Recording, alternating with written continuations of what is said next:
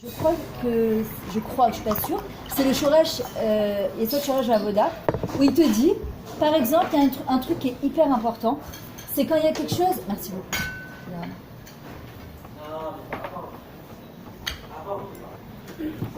Par exemple, quand il y a quelque chose qu'on veut qui change dans notre vie, c'est de se répéter.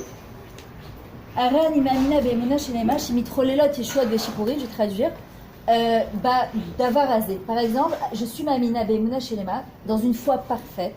C'est-à-dire, c'est pas peut-être que parfaite, que dans ce domaine de ma vie, dans quoi ? Dans mon couple, dans mes enfants, dans ma parnassa, dans un problème de santé, il commence à avoir des yeshuot, des délivrances qui se passent et des améliorations dans ce domaine-là. Et à force de se le répéter, à un moment, il y a pitom, tu sens quelque chose qui se réveille en toi. Par exemple, le Rav Chaim Bivologine, il parle beaucoup de la comment on appelle ça, de la ségoula du Hanan Milvado. Hanan Milvado Befes Zulato. Ça, c'est quelque chose aussi qui m'a changé ma vie. Le Hanan Milvado, c'est pas une phrase que je jette et qu'on chante Hanan Milvado. Non, c'est pas ça du tout. C'est Hanan Milvado, c'est que je suis persuadée qu'il n'y a rien à part Hachem. Que celui-là, il m'a insulté, que celle-là m'a énervé, que mon mari m'a parlé comme ça, que ma belle-mère m'a pas invité, que je sais pas quoi, que le boss, il m'a descendu ma masse correcte. Qu'est-ce qu'on fait nous ? En général, on s'énerve après la personne. C'est plus facile de toi. Si tu perds 100 €, tu vas t'énerver, t'es dégoûté, mais tu peux accuser personne. Mais si c'est ton fils qui t'a perdu 100 € en allant faire les courses, tout de suite tu vas lui tomber dessus, mais tu peux pas faire attention. Mais pourquoi quand c'est moi, il n'y a pas de responsable, il n'y a pas de coupable, il y a moi, mais qu'est-ce que je peux faire ? Mais quand c'est quelqu'un d'autre, tout de suite, je peux accuser quelqu'un. Et en vrai, on te dit non. Que ce soit ton fils ou que ce soit toi, que ce soit ta mère ou ta belle-mère ou ta grand-mère qui a mal parlé, sache que ça vient de là-haut. El Amilvado, il n'y a rien à part Akadosh Baruch Hu. La seule chose qui nous appartient, c'est quoi ? Et Hachem, il dit ça, je peux rien faire pour vous. C'est la mine d'Akadosh Baruch Hu, croire en lui. Et la deuxième chose, c'est la manière dont je vais interpréter un événement. Ça ne dépend que de moi. Et la manière dont je vais interpréter l'événement, donc l'interprétation que je vais avoir, en vrai, c'est quoi ? Ça va avoir un impact sur mon émotion, forcément, et sur ma réaction. Je l'avais aussi raconté cette histoire, mais je vous la raconte. À l'époque où j'avais le restaurant avec mon mari, un jour on passait pour aller à un mariage, et donc je m'arrête 2 secondes. Mon mari me dit je vais prendre un truc dans le resto 2 minutes, et on s'arrête donc devant le restaurant, il rentre, et j'avais envie d'un café au lait, mon fameux café au lait. Et donc il rentre, et je voulais lui dire tu peux me faire un café. Après je me suis dit vas-y, c'est la grosse machine à café, rallume la machine à café. Je dis laisse tomber, et je le vois sortir avec un café au lait et le boire. C'est quoi la première réaction d'une femme ? Tu me la fenêtre, tu dis mais t'es blata, je crois que tu t'en fais un, tu me proposes pas. Et à la fin je me suis dit c'est le genre de truc, vous savez, ça gâche la soirée. Déjà je viens avec toi au mariage, de toute façon t'as toujours un truc à grogner, et t'avais qu'à me demander. Alors, qu'est-ce qui s'est passé dans ma tête au même moment ? Je me suis dit écoute bien, assume, t'as décidé de ne pas lui demander. Et c'est énervant parce que tu dis il s'est fait à lui. Pourquoi tu penses pas à moi ? Madame c'est comme ça, il va, il fait ce qu'il a à faire et c'est tout. Nous on peut penser à 10 000 trucs en même temps. Peut-être tu le juges les casse-routes, peut-être qu'en fin de compte, il pensait que tu étais bassari, que tu voulais pas te bourrer avant le mariage. Pourquoi tout de suite on va tomber sur la personne ? Ou peut-être, tu peux aussi lui poser la question, pourquoi tu t'en es fait un ? Ça m'aurait fait plaisir que... C'était pour vous. Hein ? C'était pour vous le café. Je n'ai pas pensé à ça, tu vois. Je parle de moi.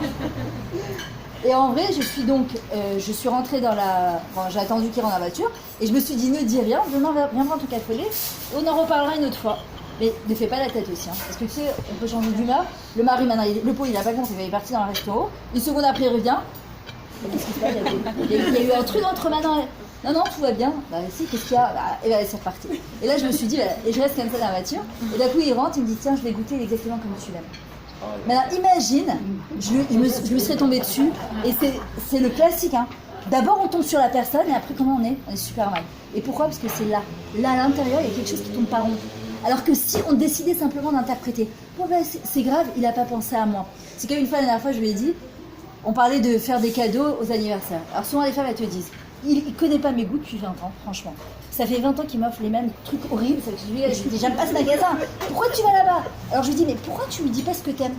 Moi par exemple, maintenant je sais, comme on n'a pas les mêmes goûts, je lui dis, regarde, si tu veux m'offrir un truc pour les fêtes, voilà, j'ai vu un truc dans tel magasin, si tu as la possibilité, alors j'aimerais que, voilà, il y a 3-4 trucs, choisis ce que tu as envie. Tu peux me prendre les 4 aussi si tu veux. Il y a 3-4 trucs, au moins il sait, parce que c'est une tannée d'acheter un cadeau à quelqu'un. Pour limiter, c'est pareil pour le café, on aurait pu le dire gentiment. Oui. Pensez à moi, on va pas oui. tomber dessus, mais il faut parler. Oui, mais ça je l'aurais pas dit tout de suite. Je l'aurais dit. Moi, je Si. l'aurais dit, j'aurais dit, tu reprends ça, moi. Voilà, oui, mais ça, t'aurais pu penser à moi, c'est déjà qui nous. Ok. Mais je vais le lâcher. Oui, je le lâcherai, mais pas tout de suite. Je lui dirai. Je m'étais dit, je lui dirai. Mais à un autre moment, ça m'aurait fait plaisir que quand tu fais un café, tu me proposes. J'aurais dit, mais pas maintenant. Moi, je dis pas sur le moment parce que c'est le genre de truc, parfois, ça peut partir dans tous les sens. Donc, je me suis dit, j'attends. Donc, ah mais complètement. Quand j'ai vu qu'au début on n'avait pas les mêmes goûts, je me suis dit je vais pas jusqu'à 120 ans recevoir des cadeaux que j'aime pas. Lui il se prend la tête, je vais les mettre dans la boîte à bijoux de la belle-mère des cadeaux du aîné qu'il ne faut pas les vendre parce que c'est la belle-mère. Et je me suis dit qu'est-ce que ça. Alors je me suis dit à un moment ça y est stop c'est lourd. Donc je lui ai dit voilà que tu saches. Si tu veux m'offrir un truc, oh, il me dit c'est plus une surprise. Je lui dis mais de toute façon il va se la bouffer. Comme ça. Tiens. Si il t'offre pas, tu grognes. S'il t'offre et que tu t'aimes pas, tu vas lui demander de péter à la fin. Si tu lui demandes, c'est plus une surprise. Donc le pauvre bonhomme, là il mettra les pieds, ça va exploser de toute façon. Qu'est-ce que t'en fais? Vas-y, dis-lui. Non mais c'est vrai, franchement. Non, il faut pas dire. Et en vrai, tout dépend de là, de ma manière de réfléchir et de penser. Il faut savoir qu'une personne qui se concentre sur ses pensées positives, le Rav Dessler, il dit au point que tu vois la situation, et je vous assure que je l'ai vécu, dans plein de choses, dans plein de domaines de ma vie. Par exemple, là où j'habite à Bétard, on avait un tout petit appartement avec option d'agrandissement. Et je me rappelle, chaque fois que j'avais un moment, je regardais, je me remettais dans ma terrasse et je regardais et j'imaginais comment on allait construire. Et chacun de mes enfants, ils se moquaient de moi, ils me disaient ah, ça fait 1 an, 2 ans, 3 ans que tu me parles de ça, c'est bon. Et moi, je leur disais, vous allez voir que ça va se faire. Et un beau jour, quand Hachem, il décide... J'ai rendez-vous à 15h, je pense que ça va durer jusqu'à 2h. Ah non, il n'y a pas de souci. Désolée, merci. Hein. Avec plaisir. Et en fait, à force d'imaginer la chose, à un moment, je sais pas, les portes elles se sont ouvertes, et ben au prochain on a fini par contre. Et chacun mes enfants ils me disaient, mais comment je dis parce que dans ma tête, j'ai fait pas de doute, c'est-à-dire que ça pouvait pas être autrement. C'est pas après, encore une fois, si c'est les tovas, mais c'est que quand tu es sûr qu'Hachem va t'envoyer ce qui est parfait pour toi, alors Akadosh Baruch Hu il finit par te l'envoyer.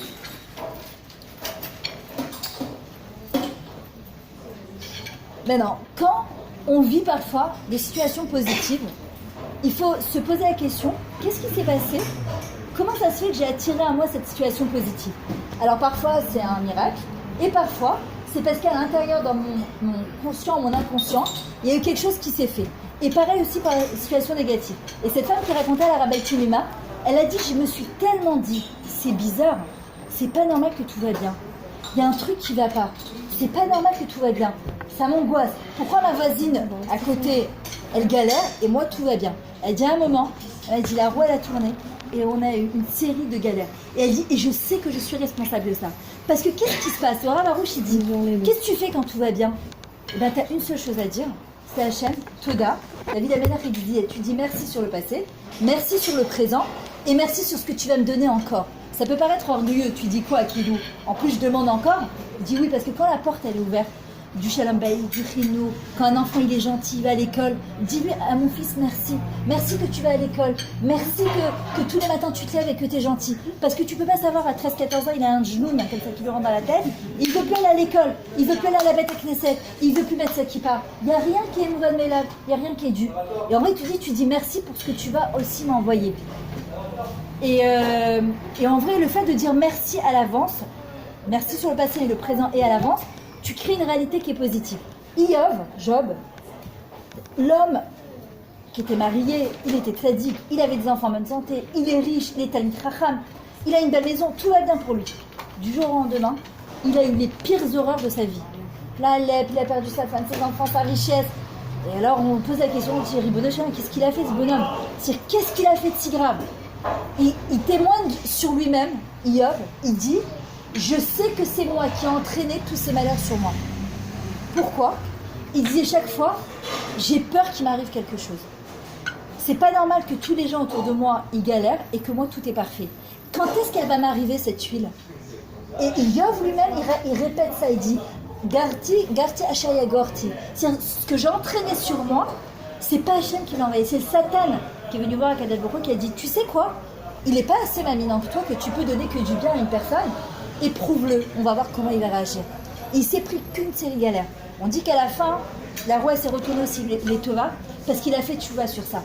Donc on comprend de ça que la réalité dans laquelle on vit, même les non-juifs ils vous le diront, On les crée par notre pensée, par notre manière d'agir, par notre manière de faire.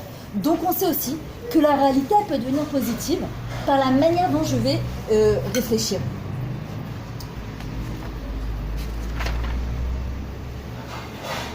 Si ça ne va pas dans ma vie, il y a un domaine dans ma vie qui ne va pas.